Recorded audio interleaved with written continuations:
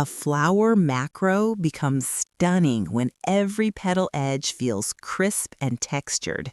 Today, how to create detailed flower petals. Open Photoshop and create a 3000 by 3000 pixel canvas at 300 dpi. Then place your flower macro image on the canvas and duplicate the layer. Start by opening Filter, Camera Raw Filter, and gently increase texture and clarity to reveal the subtle veins and surfaces on the petals.